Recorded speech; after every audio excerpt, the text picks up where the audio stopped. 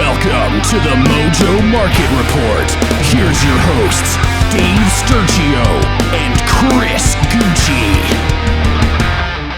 What's going on, everybody? Welcome to another episode and edition of the Mojo Market Report right here on the Mojo YouTube channel on a Feel Good Friday. That's right, we've made it to the end of the week, ladies and gentlemen. You've made it this far. Let's enjoy the rest of this day and, of course, enjoy your weekend. That's a show, everybody. No, I'm kidding. Hope everybody's doing well out there. It is Dave Sturgio coming to you live from Chop Studios right here in Matawan, New Jersey. But by the looks of things, I'm in New York City. So listen, you figure it out. You do the math. Where is Dave, actually? We'll figure it out as we go along. But we have ourselves a loaded show today. Obviously, the Lakers, got to talk about them in a minute. But first, we want to start with a little bit of baseball because, again, now we're starting to see the teams that we know that they are start to heat up just a little bit. And again, you can't get too crazy. It's May, right? So it's May, early May, mid-May, however you want to consider it. It's literally late May at this point. Memorial Day is in like 12 days. So it's right around the corner. But when you look at the teams that are were playing a week and a half ago, 2 weeks ago, there's a little bit more, I'm going to use it, mojo over there with the Yankees and the Mets. The Yankees take another game over the Blue Jays last night. Aaron Judge hits another home run. The guy's got like 5 in the last 4 days or something like that. He is tearing the cover off the ball since he's gotten back from injury. He's picking up right where he left off last year when he set the American League record for home runs in a season. So that's good, right? Because that's a return in your investment. What we say in the biz is an ROI, right? Return of investment. So when you look at Aaron Judge, is he worth every penny? Sure is. When you look at a guy like Garrett Cole, who's a gamer every time he's on the mound, is he worth every penny? Sure is, right? But then the Yankees have found themselves in a little bit of a box, right? Now, they're 26 and 20. I'm looking right now. Yeah, 26 and 20. 6 games over 500. They've beaten up on the Blue Jays, which is apparently their new rival, which, again, it's not a rivalry if they can't beat them. I'm talking about the Blue Jays, that is. And look, this isn't coming from a homer aspect. It is. I mean, I'm a Yankee fan, but I was very, I treaded very lightly when the season started with this team because I just didn't know what to make of it because of the moves that they made or lack of moves that they made, meaning Josh Donaldson was still going to be your third baseman going into the year. Yankee fan base, Yankee universe, they don't want Josh Donaldson. Now, he had a setback yesterday. This is where I think it gets a little, I don't know if this is like a thing, but he apparently he sliced his thumb during his rehab by doing something. Maybe he was feeding his cat. I don't know. He sliced his thumb on something where it's a setback. He's now on schedule to come back, I believe the same as Giancarlo Stanton. Now, Stanton is another one. When Stanton is on, he's one of the best hitters in baseball. When he's off, and by off, I mean he's off for the day because he just doesn't play because he's injured. It feels like you spent a lot of money paying for a guy that doesn't play enough. And when he, like I said, when he's hitting the ball, he's one of the best. Contact hitters, power, just an incredible athlete. He might be wound a little too tight, as my dad used to say, still says. When I think of a baseball player, I think of a Pujols. I think of a Trout. I think of a, even Aaron Judge, but Judge is built like a tight end or a hybrid linebacker. Like, Giancarlo Stanton looks like the statue of Michelangelo. You know what I mean? You might just be too tight to play baseball. You're going to tweak things. You're going to tweak your hamstring, your calf, your arms, your lats, whatever. You got to, I don't want to say let yourself go a little bit, but just ease up, and you may not get hurt as much because you have more poundage to, take on these rigorous days of the dog days of summer as they come up. But getting back to the Yankees for a second, the whole team, it seems that they've had their holes. I think they have a hole at third base. I don't really consider it a hole at third base considering when we have DJ LeMahieu who could play over there. But, historically you want a different third baseman and move LeMahieu over to second. But that's where Glaber is. And Glaber, again, he's answered the call. So he's playing well. Rizzo, great. Right field, obviously Judge. Center field, Bader has been incredibly lights out when he's on the field. It took a little while to get there, but he's there. He's playing well. Defensively, great. Left field, left to be desired. Clearly, Stanton's not going to be able to play every day. You can't trot Hicks out there. He is absolutely garbage. And again, let me preface this by saying this. When me or Chris or anybody, any talking head out there or any media person says somebody stinks or somebody's garbage or no good, let's all call it how it is. There's 30 teams in baseball. There's only so many roster spots. Clearly, he's not bad at baseball. He's just not good with the Yankees. Maybe he would succeed somewhere else. Maybe ship him off to Cincinnati and have a Sonny Gray effect, right? Where he just plays better baseball and you could grow a beard and you could do all this other stuff. You look good, play good, they pay good, right, Dion? But in any event, cross town, the Mets have figured it out again. Pete Alonso playing all world right now. He's hitting a home run every night. And which is, they need it right now because of the fact that Scherzer and Verlander have been such I'll call it out, a disappointment as of right now, right? Scherzer with the suspension, Verlander with the 2 shellackings he took, 1 at home. And you're just not a good look, right? But when you have an Alonso and you have a young team that they're starting to let some of these kids play and they're starting to call up some of the kids, that's a good feeling for the Mets fans because now the morale is up. And now you find yourself only a game under 500. And now over the weekend, you can find yourself over 500 and playing better baseball. Will it be consistent? Will they stay, on this path? Who knows? There's a lot of baseball left. We're not going to start getting into the fact. There's like 120 games left. Let's not get crazy, right? But we'll see, right? We'll see. So, segue over to LeBron James and the Los Angeles Lakers, who now find themselves down 2-0 in the Western Conference Finals. Yesterday, whenever you got to tune into this show, I said that I fully expected LeBron to pick one off in Denver. And early on, it was a tight game. LeBron, there was one point where, again, Twitter blew up because LeBron calling for a pass because there's a fast break. He gets the pass, he goes up, and he just lets the ball go into the third row. And people are just like, what just happened? And I think it was a clear foul by the Air. I think the Air hacked the crap out of him. That's why he was unable to complete that transition. But it was a hilarious moment. LeBron took it personally, right? He just kind of looked at the camera like, okay, I'm good. But again, he drops 22. I got to give it up for Hachimura off the bench. Played very well last night, specifically in the beginning. But we can't talk about this game. And normally for the playoffs, you've been talking about how good the Joker is. Jokic again with another triple-double. It's automatic at this point, ladies and gentlemen. He goes for 23, 17, and 12. Easy. It's like clockwork. It's like go on your betting sites, go on the Mojo app, go on all. He's going to get a triple-double. It's guaranteed no matter what. When a team scores over 100, just count on a quarter of that coming from him and everybody else getting the assist from him and him just being flooded under the board. It's easy, right? But Jamal Murray, man, what a performance in the fourth quarter alone. He finishes with 37. This is the guy that you need to step up in the event that they lock down Joker, right? Joker, only 20-something points. Not a 30-something, not a 40-burger, none of that, right? So you need another role player. Jamal Murray's been that guy for a long time, right? And it feels like he's been lost in the shuffle because of all the hype that's built around Jokic. And I think that if they keep, like we've said it a million times, it's going to feel like beating a dead horse here. If this team plays the way they've been playing, with now role player after role player stepping up in big spots like a Murray last night, this team's going to be very hard to beat, okay? Now you're looking at, an unfortunate situation where the Lakers have to win 4 out of 5 games against a team like this. Now they're going back to LA, right? Game 3 is tomorrow night. I don't know, man. I'm looking at this team and I'm just like, okay, it's still LeBron, year 20 LeBron. But year 20 LeBron was averaging like 30 points a game. So it's not like it's out of the realm of possibilities that the dude can go off and have himself a king-type night, right? And you have AD, and you have D'Angelo Russell. I'm looking at this team like, okay, they have the ability. They have the scorers. They just got to play better defense. They really do. And Van Gundy on the broadcast last night was saying that the defense just seems very soft at times, right? And you can't give Murray these looks, and you can't give all this open floor space, right? Like somebody's always sneaking behind you. How?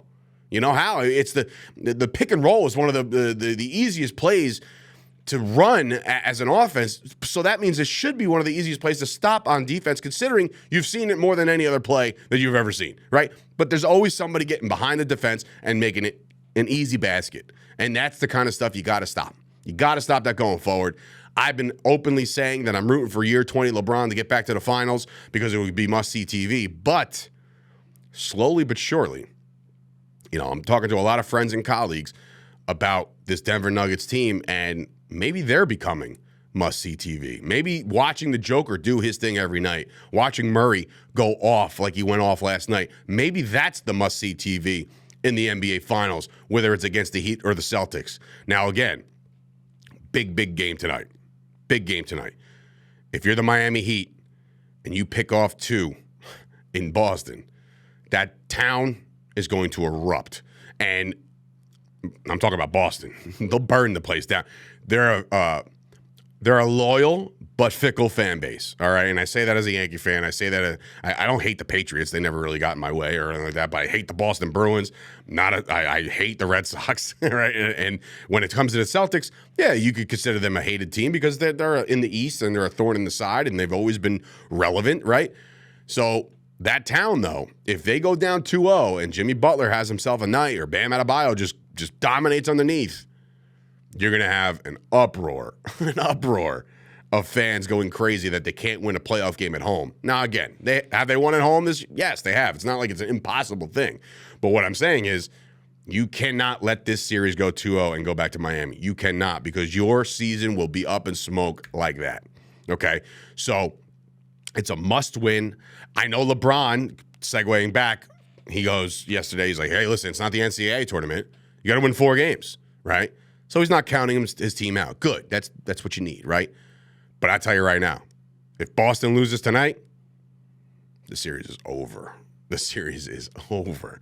You cannot drop the first 2 at home with home court advantage, go back to Miami, possibly split that, and be down 3-1 within the blink of an eye and expect to win 3 straight. It's just not going to happen. Doesn't happen. So figure it out. Figure it out, Boston. Because if, again, you lose tonight, you will be snoozing before you know it. So another NBA game goes down tonight, Friday night, then tomorrow night, then Sunday back with the Heat series again. So just keep your eyes on all that. In case you're a golf fan, the Masters, I don't know, one of those tournaments are happening. I know my brother's all into it. Oak Hill, I guess, PGA Championship. So that's going down right now. Trust me when I tell you, the whatchamacallit is going to 1,000% have golf at some point. Mojo, 100%. Like it's not even a thought in my mind. It's definitely going to happen. So now I know the NFL is a dead time, right? After the draft, you have your mini camps, your rookie camps. You get a feel of who's who and what they could do and this, that, and the third. But the rosters are starting to crystallize a little bit, as opposed to more free agent signings. I don't foresee that happening. Do I see any more trades possibly happening? Maybe. DeAndre Hopkins has obviously been at the topic of conversation. Dalvin Cook has been at the topic of conversation. Even King Henry, right? Derrick Henry has been talked about to be moved because Tennessee is just going in a different direction, which, how do you move off of that guy? I have no idea. But yesterday, when you're a one-man show, you got to take a break. You got to take a sip of water. Yesterday, Cynthia Freeland, love her, by the way. She's great. Very analytical. I'm not a big analytics guy. She's very high on the numbers, percentages, all that stuff that sometimes, like when she gives final scores and like there's a 22 in it, I'm just like, come on, lady. you know, when's the last time you saw a score of 22 ever in the NFL, right? It happens, trust me. But she's like, I have them winning 22-20, and I'm just like, dude, come on. But I know that's all her stats-driven stuff. It's not like she's thinking that this is going to be the score. But the reason why I bring her up is because she ranked the top 10 offenses, and this is very prominent to the Mojo market, because these are guys you're going to want to surround your portfolio with, because if they go off the way she thinks they're going to go off, then that means your stock and your pricing and your money will go up. So it kind of works hand in hand. I'm going to roll through the top 10. And then I'm going to break it down. Some of my thoughts, right? Some of my critiques of this master list, as the PGA Tour just for whatever reason started streaming, like right in front of my face, as if I care. But again, I'll watch it Sunday for the last round, of course. So it's the cover story of NFL.com right now. It's Cynthia Freeland ranking the top 10 offenses. And what she also does is, because of the numbers, she ranks these offenses based off the win share that they're going to be responsible for, meaning arbitrarily, if you take like the Giants and the Giants have a win share of like 6 on offense, that means if they want to win 9 games, they have to have their defense win 3 of them. See what it makes sense? So note that when I go through some of these teams. At number 1, should I go 10? I should go 10. At number 10, going reverse order. 10, they have the New York Jets on this list. Number 9, they have the Los Angeles Chargers on this list. Number 8, Baltimore. Number 7, Seattle. So they're climbing the ranks. Number 6, the San Francisco 49ers. Number 5, my beloved Dallas Cowboys. Number 4, the Cincinnati Bengals. Number 3, the Buffalo Bills. Number 2, the Philadelphia Eagles. And number 1, you guessed it, Patrick Mahomes and the Kansas City Chiefs. Now, I have thoughts. I have a couple thoughts in which you should probably take it with a grain of salt because A, my allegiance to my team, or I'm being legit. Number 10, the Jets. They should be higher. They should be way higher. You added Aaron Rodgers. I don't care what you say about Aaron Rodgers. He's one of the best to ever do it. You added Aaron Rodgers in a team that was a quarterback away from being elite, right? Because last year they didn't get elite quarterback play. They had good running back play until Breece Hall got hurt. Now Breece Hall's coming back. Plus the cast of his backups are supplemental backs are all there still, right? Then you have the receiving core in which Rodgers hand-selected, it feels like, right? They bring in Alan Lazard. They brought in Randall Cobb. They have, oh, by the way, Garrett Wilson. Oh, by the way, they have weapons, right? And I think that this offense, plus the defensive mentality that Robert Saleh has, I think the Jets are going to be very, very good this year. I really do. And I know people got on me a couple years ago when I said the Jets will win, or no, it was last year. I said the Jets will win at least 10 games. I wasn't like, I understand where they picked in the draft, and I understand that things didn't go the way they wanted to. But keep in mind, if that New England game doesn't happen where the guy returns a punt and just breaks the soul of New York, right? If that doesn't happen, the Jets are rolling. I mean, they're not rolling, but like they had a decent squad. Injuries plagued them. I bump them up the list a little bit. My thoughts on the Chargers. New offensive coordinator, Kellen Moore, is a very, very boomer bust type offensive coordinator. What I mean by that is there will be days where you're going to put up 40 points, sometimes 50 points. I've seen the Cowboys do it under Kellen Moore. But on the days that he doesn't put up the 40 and 50 points, it seems like they can't get anything going. So he's very hot and cold, hot and cold. Tread lightly with the Chargers this year because, and I'm not going to rule out the fact that Justin Herbert's elite top 10 quarterback. That's not even debatable. You can move him up to the 5 if you want, right? The issues with Austin Eckler, he's still there. He's still a weapon, but is he happy? I mean, these things matter, right? These things do matter. Their receiving core, they've added pieces via the draft. Got Keenan Allen 1 year older. Mike Williams, can he stay healthy? Just tread lightly over there. Tread lightly with the Chargers. I do like the Chargers to be good this year, but just pump the brakes. The Baltimore Ravens. Now, she has the Baltimore Ravens listed at number 8, right?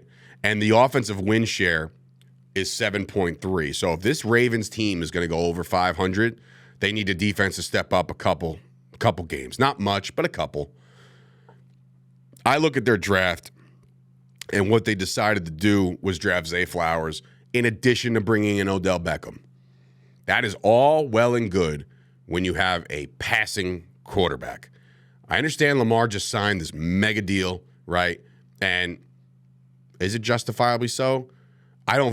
Me personally, I just don't find Lamar Jackson to be this all-elite thrower of the football. What he could do on the field, we've seen him. He's a razzle-dazzle. He's a human joystick. He is Michael Vick, a Jace, when it comes to running on the field.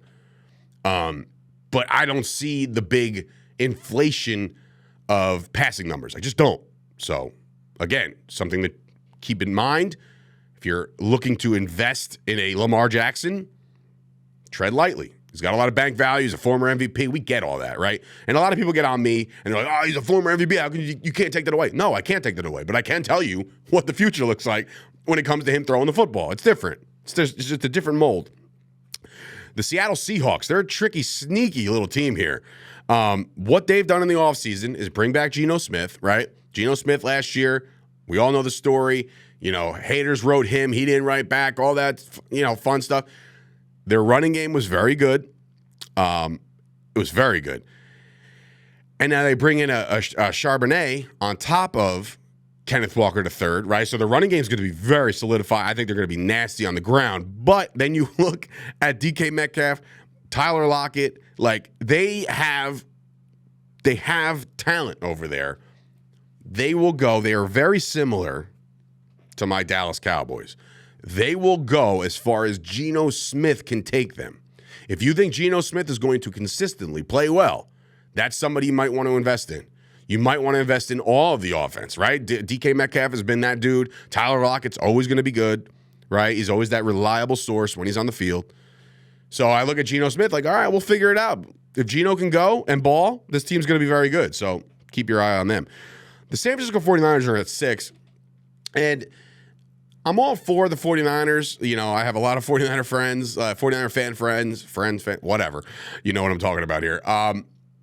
They're built for speed, not comfort, if you get the reference. They have a serviceable roster of quarterbacks. Purdy did it. Trey Lance could do it. Sam Darnold probably can do something productive over there if they limit his playbook. If you need Sam Darnold to drop back 35, 40 times, you're going to lose. You're going to lose. But if he's able to dish him off, hand the ball off, screen, bubble screen, let Deebo Samuel, Brandon Ayuk, let those guys make plays in space, get it underneath your playmaking tight end, George Kittle. I like the 49ers to be very, very good this year. You just got to pick a quarterback. We talked about this yesterday. You got to settle on one and build around that guy. You can't have, in the NFL nowadays, you can't have a quarterback competition. You just can't. You got to name somebody and let the backup chase him, right? Tell the masses, Brock Purdy's our guy, right? And that means Trey Lance, I'm going to light a fire under his ass to perform throughout the entire preseason, the entire training camp, all that stuff, and possibly be named the starter if things go off the rails with Purdy or if he's not healthy. So, something to keep in mind. My Dallas Cowboys, they bolstered this offense. This offense will go as far as Dak Prescott brings them, okay? It's not going to be easy, okay? You add a Brandon Cooks, a lot of speed, a lot of versatility there. You can have him outside, inside, all that. So you can do the same thing with CeeDee Lamb, outside, inside. Michael Gallup coming a second year removed off ACL. He says he's feeling more confident. You add another tight end in the draft. The tight end room was already good before they add the Shoemaker. So their offense is going to be good. If their offensive line stays upright, these guys will score points. I'm not going to get to count my chickens. It's May. But Dallas Cowboys are built right now, and this is it for me. For Dak Prescott, this is it for me. We've given you everything. We've given you everything that you asked for or need to succeed. Speedy running game, right? You don't have that bruiser yet, but never know. But the Cowboys could be very good, and their defense is going to be very good. So what I think the Cowboys could do this year is something special. The Bengals, goes without saying, something that Gronk had said on the Kay Adams show, Up and Adam, saying that he shouldn't take this mega deal. He should take a Tom Brady-esque deal so you continue to build around him because eventually you're going to lose T. Higgins. You might even lose Jamar Chase. Who knows? But if you're going to lock these guys up long term, you can't do that if you give the entire bag to Joe Burrow. Does Joe Burrow deserve the entire bag? Yeah, he's one of the best quarterbacks in football right now. I truly believe that. But you gotta piece it together. You can't just, here, have everything, and then you lose your receivers, and now you're throwing to Joe Nobody, and then what, right? And then your team goes down the crapper again. Do the Patriot way. Go the Patriot way, right? Do the Tom Brady way. The Bills. I move them down the list a little bit. And only because I've seen some accuracy issues out of Josh Allen. He was hurt. Got to give him that, right? It's not like he's just all of a sudden he's lost whatever he's gained. They add around him. Their running game is a little better. Josh Allen, his running game is a little better, right? He's an upright, hard-nosed running quarterback. That's got to stop because you're never going to prolong your career running like that. But I think the Bills regress a little bit this year. Not much. They're still going to be in the contention to win the East. But they're not going to be as dominant as everybody thinks they are. That's just my opinion. The Philadelphia Eagles, you better strike while the iron's hot, ladies and gentlemen, okay? Because you have paid your quarterback an exponential amount of money. You have A.J. Brown making a whole bunch of money. You don't have any money really invested in the running back game, which is the smart play. But boy, oh boy, those draft picks are going to want some cash soon. Devonta Smith probably out the door. If you think about it, you could lock him up, but then again, A.J. is going to leave. So that team needs to strike now. They got to the Super Bowl last year and lost to the number one team on this list, the Kansas City Chiefs. Now, the Chiefs are always going to be good. Look out right now. If you wanted to invest in one player right now, take out your phone, right? You're on the phone probably watching this. So after this, take out your phone, pull up the app, which is available on both Apple and Google. Go invest in Kadarius Toney right now. That guy is cheap, and I believe he's going to surge this year. He is a playmaker that needed the playmaking ability with the quarterback situation, not Daniel Jones. He's got Patrick Mahomes. Kadarius Toney is my sleeper, super-duper pick if you want anybody to really invest in. That's my guy.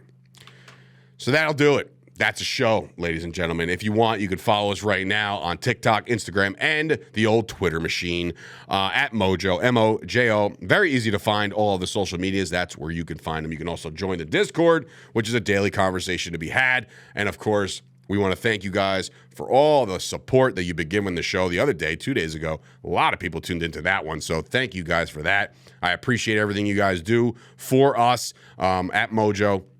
And, of course, if you want to follow me on Twitter for all my great hot takes, at Dave Sturchio, that's S-T-U-R-C-H-I-O. You guys have yourself a fantastic Friday. Feel good about it. The weekend's here. Enjoy the basketball. Enjoy the golf. Enjoy the baseball. Enjoy everything. Because sports, that's why we exist, right? That's what gets the blood pumping. We'll see you guys back here on Monday to wrap it all up.